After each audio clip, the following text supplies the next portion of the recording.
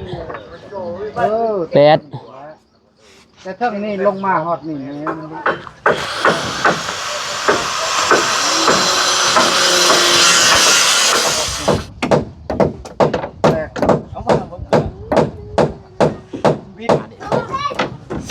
โอ้มีแต่ปลากาแฟต้องออกใหม่เด้อไม่เสร็จ ส่วนนี้กวางอันนี้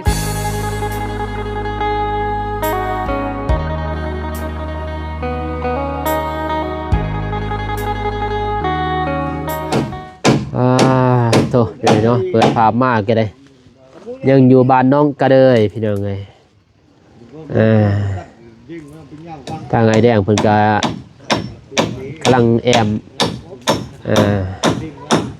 บอลกันศาสตร์พี่น้องไงเนาะเพิ่นกินข้าวกินน้ำแล้วก็โตเอาพี่น้องไงเนาะกราบทักทายสบายดีสวัสดีเด้อพ่อแม่พี่น้องเมื่อสู่คนว่าจะเป็น FC ฝั่งลาวฝั่งไทยต่างประเทศกันยินดีต้อนรับเข้าสู่2บ่าวนุ่งคือเก่าคือเดิมพ่อแม่พี่น้องเนาะอันนอกกันเลยนี่อัปเดตก่อนพี่น้องเนาะขึ้นไปอัปเดตอยู่เทิงพุ่นแหละบ่ตูนเพิ่นสิออกไปนอกพี่น้องเนาะเพิ่นมีเวียกโดยสบายดีบ่าวตูนสิออกไปนอกก่อนพี่น้องเนาะมีเวียกสิออกไปนอกมีเวียกอยู่เนาะบ่าวนุ่งกะสิทาอยู่นี้แต่ฝากน้ำเบานุ่งและเบิ่งเพิ่นเอาไม้รองยังสังกะสีทาอยู่นี่แหละทาสังกะสีมาแม่จะออกไปบางทีเจ้าสิเห็นเขาดอกเจ้าก็บอกเลยคันเห็นสิบอกเลยพอเพิ่นมาเลยเด้นี่มาแล้วมาแล้วยังไงเนาะสิออกไปเลยป่ะแม่สิออกไปเลยโอเคเดินทางปลอดภัยไปก่อนมื้อเจอกันเพอมาครับอยู่แล้วเจอกันมาไว้ตอนแรกกันเสด็จมาตอนแรกอีกกันมาบ่ทันกันเจอกันไปหาน้องบองเนาะบ่แน่ใจว่าสิหาแล้วบ่ว่าน้องเพิ่นไปเวียกแม่ไปไปเวียกกับตอนแรกเด้ตอนแรกกันสิได้มากับตอนแรกโอเคไปก่อนโอเคเดินทางปลอดภัยโอเคอัปเดตก่อนพี่น้องเนาะขึ้นไปอัปเดตอยู่เทิงขึ้นซุ่มวิวก่อนพี่น้องเงยเนาะตัว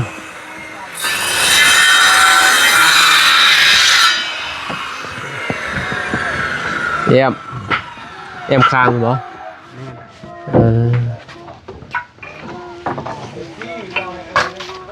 ตึบเลยเนาะที่นี่แต่บุสูงบันไดเนาะเพื่อนน้องเลยไอ้เด้งมันสูงเลยโอ้หยากอะไรเลยเพื่อนน้องบองหยากหยาดนี่เนาะเสียวอีกพี่น้องเลย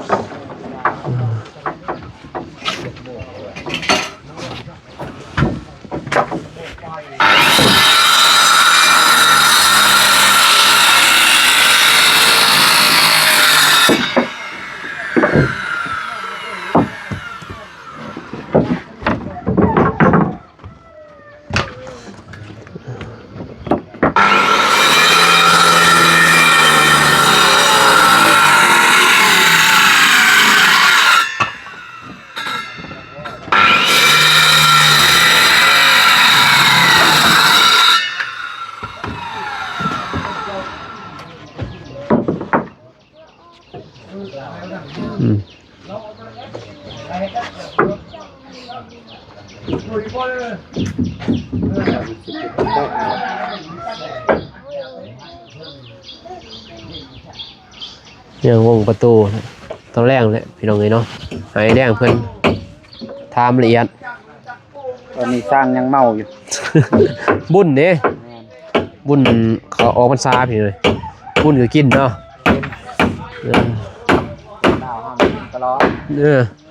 วันเกิดก็กินเมียเกิดลูกก็กินแน่นวะซื้อรถก็กินถึงเลขก็กินครับกินหมดทีเนาะ มันนี่แล้วเนาะไว้อีก4คนบายเอาใส่ไฟออกนะ บ่ฮักบ่หวาดเสียวแท้จักแผ่น4แผ่นบ่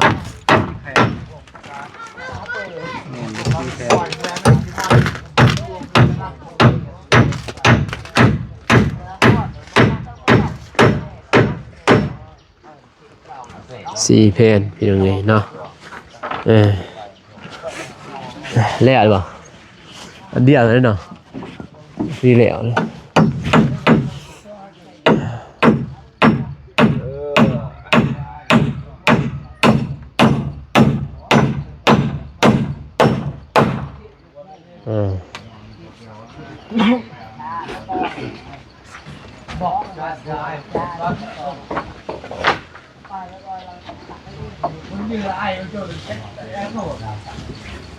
ไปปาดแอบเลย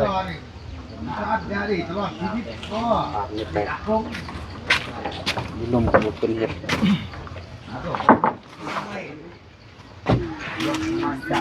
โดย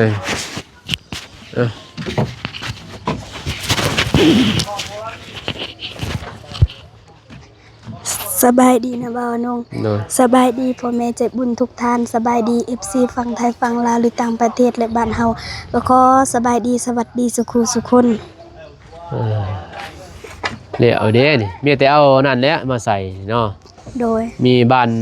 บังเอี่ยมประตูก็แล้วนี่แกมเลยแล้วไอ้แดงหมื่นแซ่บก่อนหรือว่ามุ่งก่อน มากแอนก่อนง่าย ถ้าวงมาเนาะแอมก้อนง่ายเนาะ แล้วเลย แต่ว่าบัดนี้สังกะสีสิมาก่อน ซักซีมาก่อนกับมุ่งก่อน มุ่งก่อนพี่น้องไงตามตัวใดมันมา อันใดมาก่อนก็เฮ็ดตอนก่อนแหละบ่เป็นฐานไอ้แดงว่ะ จับค่อยๆเลยโอ้ มักโปรได้นี่แฮงหลายปีล่ะหลายฝาหลายปีได้ตอนนี้อย่ามันอบน้ำแล้วเนาะ โดย อย่าอบน้ำอบในแม่นบ่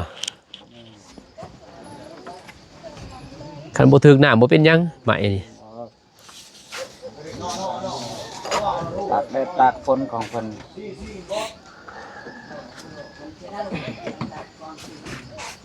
กันบ่เฮ็ดปีนี้นี่จักปีเด้ยังสิได้เฮ็ด จักปีเนาะก็เลยกะว่า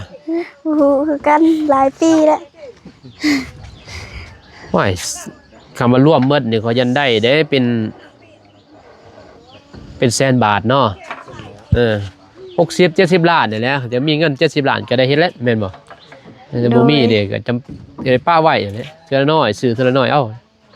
ครบหมดแล้วจังจ้างสร้างหน่อยแดงเนาะตามแผนนอกเพิ่นนั่นแหละ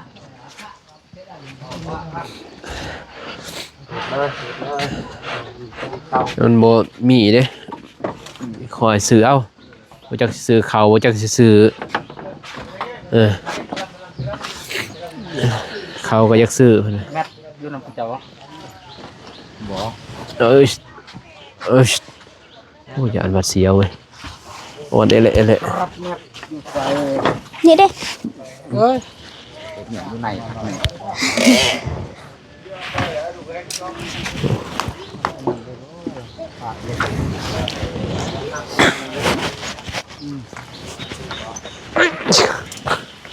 เขาก็จะขึ้นกันนะ ปาดลง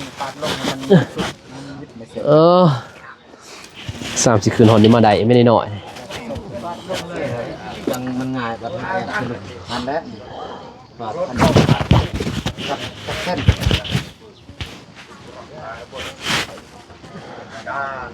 7 เส้นครึ่ง7 เส้นแต่คนมัน18 8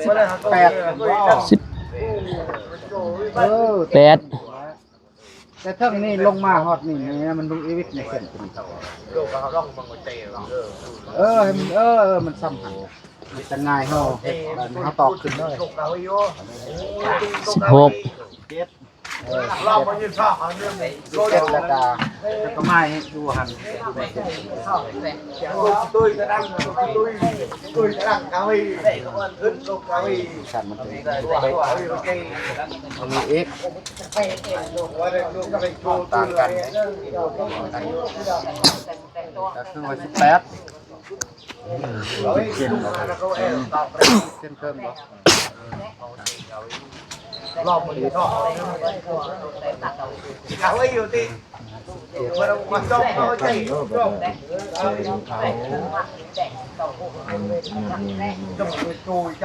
ขาก็เลื่อมเลยเหรอเป็นโอ้ยเด็ดเด็ดเฮ็ด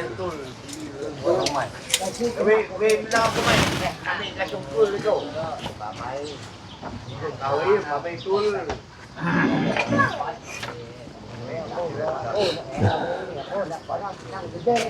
วันนี้ต้องได้ต่อเนาะ4 เมตรปลายข้างล่าง 17 เครื่องทำกันเด้อเดี๋ยวก่อนสำคัญเลย7 เครื่องคือกันเพราะว่าหม้อนี่มันไม่ได้เหมือนกัน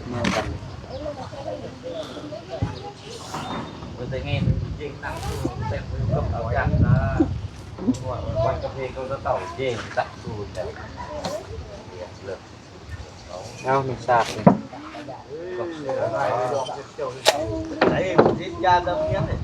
เกตคือเพื่อนน้องเดิมเนาะไปแอบน้ำลัง จุดก้ม เชิดสร้างลาเวียดฮะไว้หลอดเขาแล้วตอกยกอ่ะ ยากนะ เอาสังกะสีได้เห็ดอ่ะยังบ่มั่นใจเดี๋ยวมันหัวคือเก่าจนได้เอาใหม่นี่เนาะเอาไปแปดมาเปิดใส่ไปเสื้อละโอ้ไงวะแอมก่อนเป็นยังบ่แอมสร้างดามจัดการบ่ยากมันมุงก่อนมุงแล้วจังไงโอ้ยว่าดิว ลมพัดเด้มือนั้นมันเพิ่มสังกะสีตอกมันบริตอก ไปตอกอีกจ้ะไปแป้ง มันเซย จะเป็นแล้วพี่น้องเลยเนาะต้องได้เก็บงานแล้วน้องเดิมไปบอกก่อนแล้วบาดนี้เพราะว่ามันบ่ได้นั่นเด้เนาะคันเฮ็ดมาตรฐานเลยเฮือนน้องซาลี่นี่น้องบ้องนี่น้องบ้องก็บ่ได้เฮ็ดอันนี้เฮือนน้องซาลี่มาตรฐานบ่มีแม่นบ่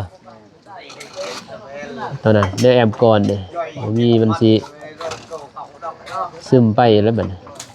ผักกับบัวนี่จะก้มตอกตัวเห็นที่มันนั่นน่ะ บ่เห็นดอก ลาย มันโคตรซ้ำแม่นบ่สิตอกก็บ่เป็นสิตอกเราเฮ็ดนั่นนี่ก่อนมันง่ายบัดนี้ไปเหยียบเด้ตะปูกับบุ่มอีกเนาะหัวไปทุกทีเลยบัดนี้ เอาแมทตรงนั้นเบิดหุงมันซื้อใหม่ เบิดคุณภาพเลย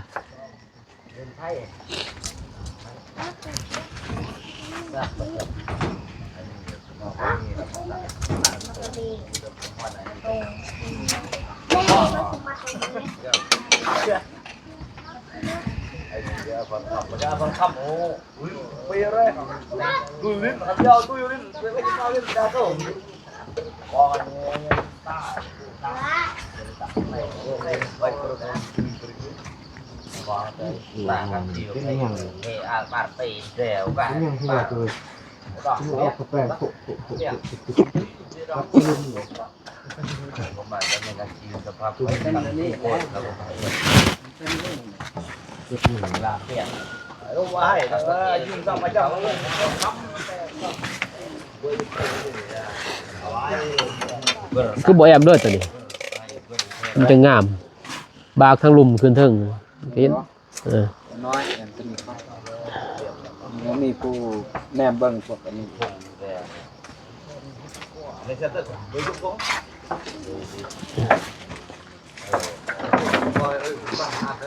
เป็นเงินเราเอาขาฝากออกลายมันเดินบ่ก็ไม่เศร้าเด้เศร้าดังบนไม่ข้อซอง ไม่ขาดเตินเนาะเวลามันเล่มดุงไปเลยได้ไหมอย่ามันฮักโปงไม่เสือหลายเนาะโกงมันก็ฮัก ใช้มองไปลอง เสาดังอันนี้ไอ้แดงอันนี้บนในแก้คีนฮะ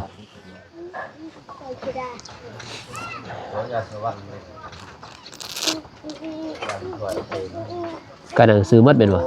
เป็นยังหรอกมันซื้อแล้วต้นนี้ก็ตอกอันนั้นซื้อตอกประจำแม่น ครบเอาบนครบไปซื้อเนาะ ช่วงคุณสภาพครับ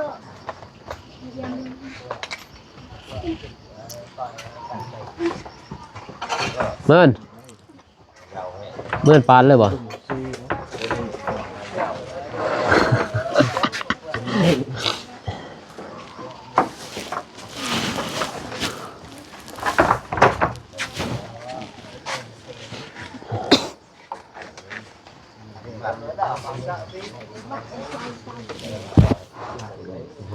แล้วเลยเนาะคน4 คนนี่ แดงเป็นเห็ด กระเทือนได้เนาะ4 คนนี่บ่เป็น6 คนตัวนี้ คนละ3ได้แม่นบ่ได้ได้คนเล่นกับเจ้าทางลมเจ้าอยู่ทางคนครับก้อยเห็ดไป3 คนนะยังเห็ด 3 คนเฮ็ดได้อย่าบอกเด้อเด็กน้อยเด้อคือหัวเด้อเว้ยบ่เห็นเด้อบ่มีใหม่ลงไป จะปาดลมแรงข้าวหุ้นปาดลมข้าวหุ้นเปิดเห็ดตัวนั้นกับเห็ดตัวนี้ก็ชาเลยจับลูกน้ำหมามีมันเปิดแข่งบอกเอาชาจะเปิดใส่ซัมซี่หุ้นดูได้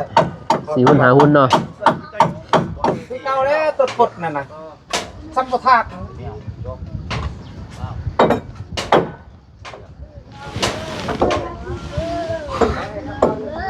ได้แล้ว เอาอะไรหักลงสิถามเริ่มสิถามเอารับเถอะเอาให้มันท่วงต้องเฮ็ด ท่วง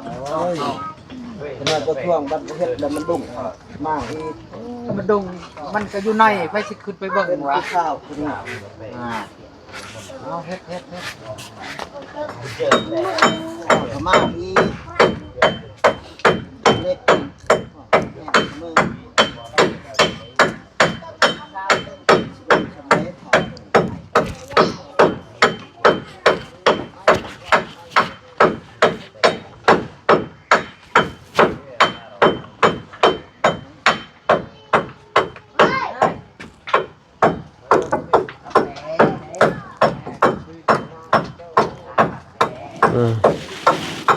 ใช่เลยน้องก็เลยไปเลย ด้วย เจ้าอะไรไหมอยู่กระตารถนั่น ไม่วะ กระจินแดงไอ้แดง กระทิน อยู่กระตารถอันเด้อเริ่ โด ม ย ซื้อมาคนนึงพี่น้องเอ้ยมาตอนเต่าบ่ทันข่าวมาดิอันนี้กระปู เป็นปัญหาบ้านเป็นปัญหามันไปบ้าน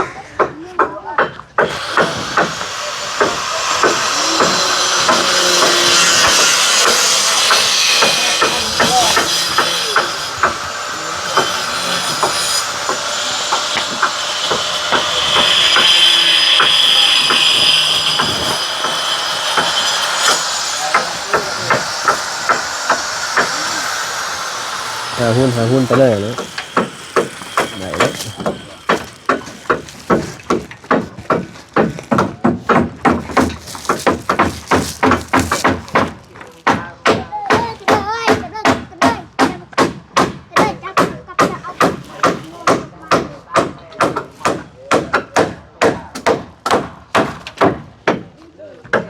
บางนามันจักสิเฮ็ดซำใดสูง นะ ส บ่า อ ว ง กระทินเด สองแผน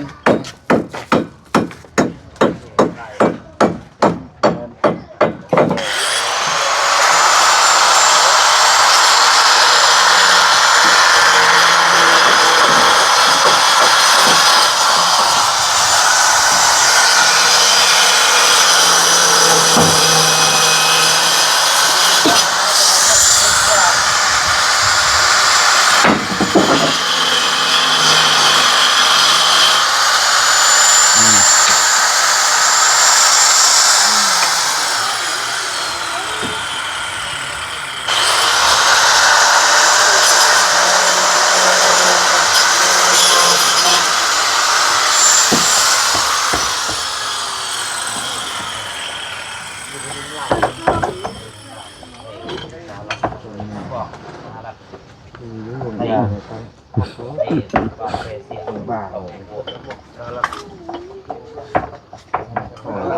ใหม่เนาะหัวแต่ฮักดอกแป๊กเลยแปลกเลยมันมีลายบอลเลยแต่ว่าก็ดีได้เนาะเราซื้อใหม่ซื้อหลานี่เอ้ยแดงมันหมอดบ่กิน หมดบ่กิน พวกก็บ่กินซื้อไว้ครับน่ะ แต่ว่าเล็กน้อยบ่ไปเหยียบบ่บ่ฮัก แม่นเอาเมียนดีๆเด้เราเมียนมันบ่ได้นั่นดิเพราะว่ามันกันทนเด้พี่น้องเอ้ย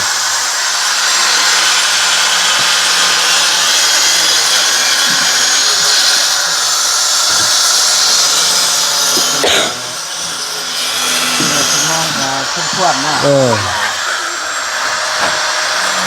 เราหาเงินนั่นเพิ่งกบอยู่แล้วก็ป้าไว้ก็ยากอีกนะเวลาซื้อก็ถือว่าดีได้เหมือนบ่ มัดมันเอาทรายมันมัดมัดก็ลงเลย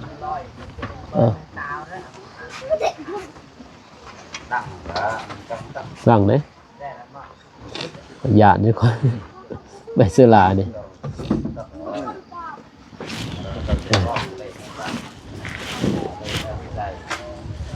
ไปเลยไปเลย เคยบ่ เอาตอนนั้นก็เปิดได้เป็นบ่ยังฮะ สังกะสีก็ มีสังกะสี มีหูดอก ตอกได้นี่ สังกะสีผ่านมันก็แล้ว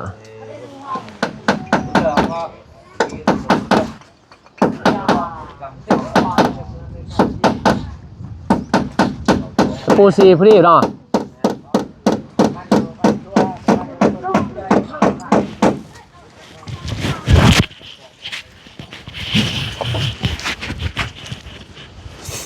ตะปูซี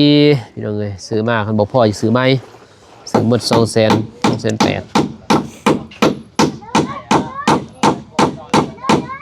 ห้องนึงลายไปไหนดิ ฮะ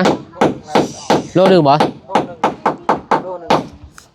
โลนึงบ่จักโล 3โลตัวนี้ 3โลถึง บ่5โลตัวนั้น5โลตัวนี้3โลกับถึกอยู่280,000เท่าไหร่โลหนึง ว่า เขาไม่ได้ทำเป็นโลนะบอกเป็นว่าเป็นธงทรง1 5 โลแต่ยังเพราะว่าตะปูซ้ำเนี่ยพูดดิวะเนาะ ยาวตะปูสีปูหก นะ ปูหก โอ้นะ สี่หุ่น มันยาวเนี่ยมันหน่อยแต่มันยาว เอาแตกเบิ่งโลดไม่แม่นใช่ไม่แม่น ตะปูหกอะมันน้อยกว่านี้มันใหญ่กว่านี้เนาะ ตะปูหกโลด ตะปูหกบ่นี่ ปูหกโลดปูสี่ จังแหล้ว ปูสามอี เวียดมันว่าตะปู4มัน 5 เครื่อง หาเครื่องปูซีมันอันเนี้ยแต่มันน้อยซื้อปูหามันปูซีเฮา 5 เครื่อง ตะปูหาเฮามันตะปูซีมันเวียดคายเลือก แนวคือขดตอกไม้แข็ง โคตรเลย จะเป็นไม้มาตอก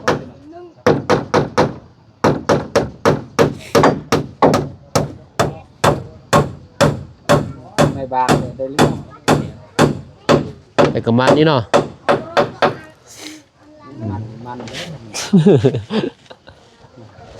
มันเลิก พอออก วางมือได้ห้องมือก็ยากเลย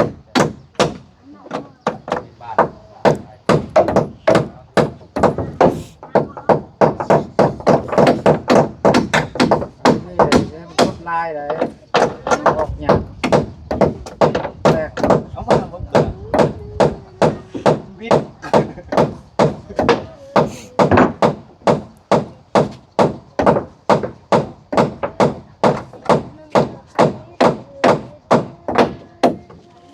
มันเจาะเนาะ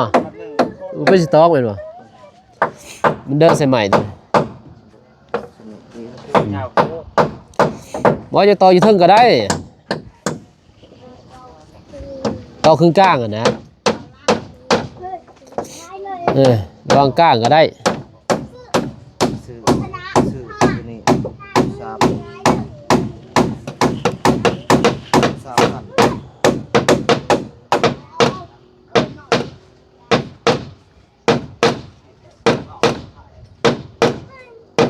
ได้บัตรกว่าที่เกิดค่าก่อนงานออก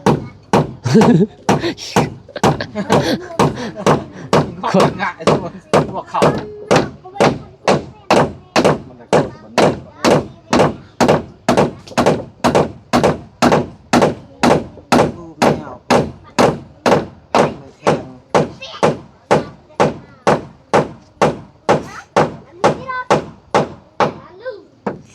ในบาก็เป็นยังเหรอ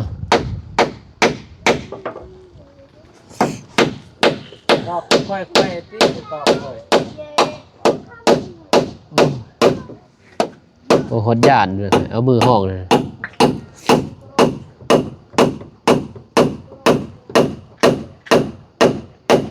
ได้แล้วเวียดเลยคือเบาน็อตเบานุ่งโอ้ยเขาใส่แล้วเขาเศร้าใส่เศร้าใส่น็อตเขาว่าน็อตกับมันแพงอีกแหละถึงมันยิ่งยาก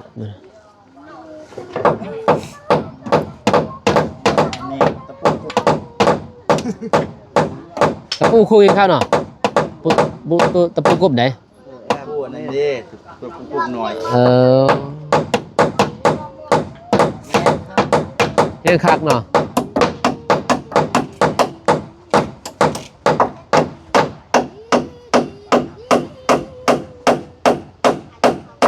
ใช้ซองแพนจับพี่ลงที่ได้240บอกว่าซองแพนแต่เฮาเรือมีขึ้นนะ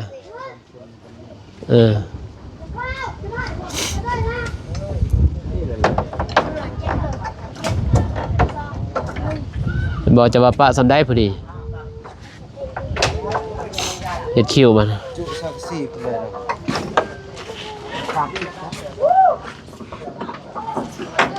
เฮาเจ้าสูงเด้เจ้าเจ้าต้องก้มมันนะพอดีแล้วสำนั้นฮะ30อะไรพอดีแหละ30แต่เจ้าก็เลื่อมเอาแต่ซอกแพนเป็นบ่แต่ก็เลื่อมขึ้นงัดโต๊ะก็ได้ลงเลยก็ได้ต่อไปเลยวิวบ้านน้องกระเดยอยู่ถึงนี่ส้มหมดแล้วบ้านนี่โอ้มีแต่ปลากาแฟต้องออกใหม่เด้อส่วนนี้กวางอะไรส่วนตัวนี้เนาะวิวทิวทัศน์เพิ่นอยู่โซนบ้านพี่น้องสั้นดีเนาะในเรื่องเนาะตัวนี้เนาะน้ำไหลจวกคนละพอดีงามเนาะ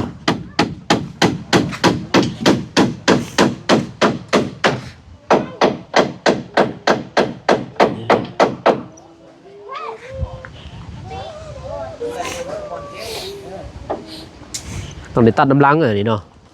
ตัวนี้โบตัดบ่มิดบ่นะโบมิดหรือเนาะ โอ้มาเสียวดิคือว่าสูงได้นี่เลยคือว่าต่ำจะขึ้นมาได้สูงเลยไม่แรงเนาะว่าอยู่เทิงนี่สูงเลยกันเลยจะต่ำบริต่ำนี่เด้อวิวที่เราเลยเนาะโอเค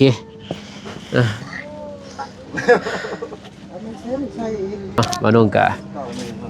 สปีดที่เป็นหนึ่งก่อนพี่น้อยเนาะ4 เดินทางกลับก่อนบัดนี้บอกกันใหม่คลิปหน้าเด้อพี่น้องกะขอบใจทางผู้ใหญ่ใจบุญและ FC ทุกท่านที่เข้ามาติดตามรับชมพี่น้องมื้อนี้คือหน้ามื้ออื่นเพิ่นสิได้มุ่งพี่น้อยเนาะ